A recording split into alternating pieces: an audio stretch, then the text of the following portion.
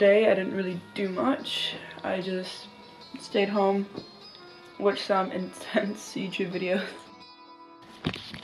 There are days where you're like sitting home bored, you're like, oh, you just find like today's been so pointless, done nothing pretty much, just watched YouTube videos as of today, but it's actually educational in some sense. You feel weirded out because you're living in the same time that some shit is going on. Because I was watching this documentary about North Korea by this YouTube channel called Vice. Very good. Recommend. You never realize that it's fucked up. Because they're living in this world where it's like very only... Like, I don't know, I feel like they're kind of very trapped.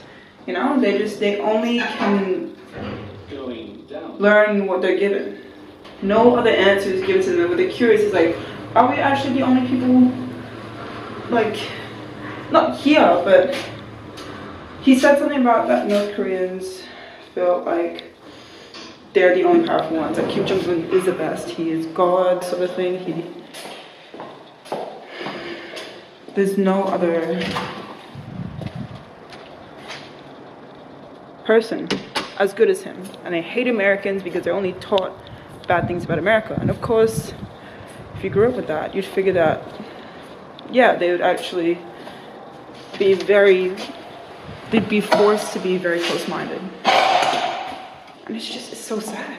And it's weird to take in because of how strange it may seem. They literally are only pretty much given one priority in their life, which is to play a certain musical instrument. Their whole life they're only trained for that one thing. And when he was there to visit, there wasn't anyone else but him and his crew there.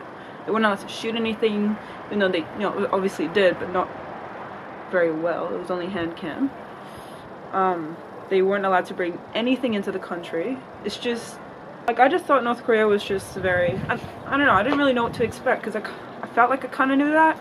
But I didn't realize that it was actually real. I feel like it's just something that they tell you as a kid to just not think about it too much, sort of thing. Do you know where I'm trying to come from?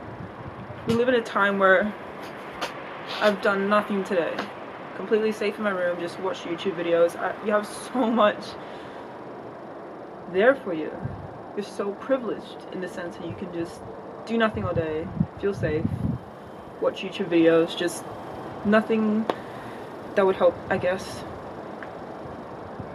improve your way of life other than knowledge and all that, but it doesn't help.